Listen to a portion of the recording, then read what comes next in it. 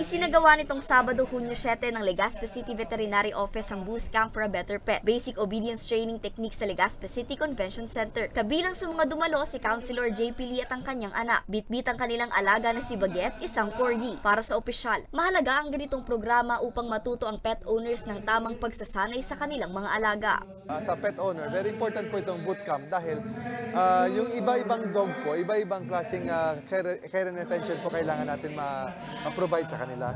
So nakita po natin from here how to take care of a dog, how to groom them, and siyempre kung paano po sila alagaan. So importante po yon bilang maging isang responsible pet owner. Nakiisa rin sa programa ang mga barangay officials at barangay health workers sa lungsod. Para kay Kagawad Mary Ann Blanco, Chairman on Agriculture and Animal Welfare ng Barangay 41 Bugtong, malaking bagay na naiimbitahan sila sa mga ganitong aktibidad, lalo pat isinusulong nito ang kaligtasan sa bawat komunidad.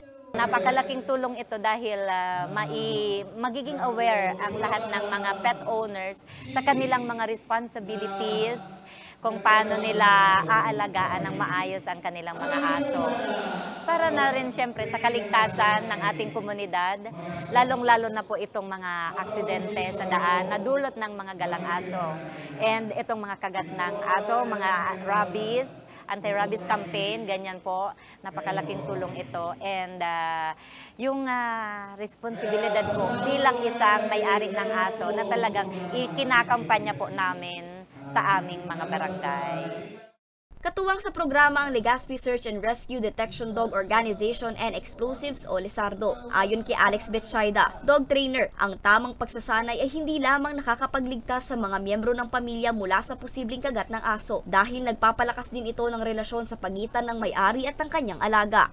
Usually po bilang isang trainer and isang trainer ng aso, napaka-importante po ito.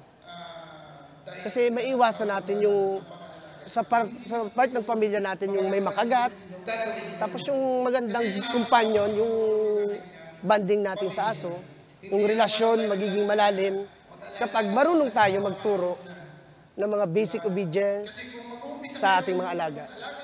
Hikayatin natin yung mga kabarangay natin para turuan kung paano turuan ang kanilang mga alagang aso. Ayon kay Dr. Emmanuel Estipona, City Veterinarian, ang programa ay naglalayong mabawasan ang bilang ng mga kaso ng rabies at dog bite sa lungsod at maisulong ang responsible pet ownership.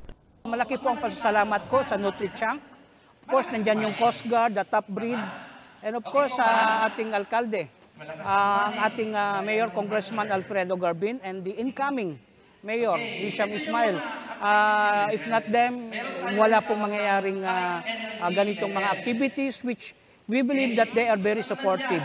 Right now, gusto po namin na makakreate ng healthy, pet-friendly, and safe community na kung saan nangunguna po ang responsible pet owners practices dito po sa Legazpi.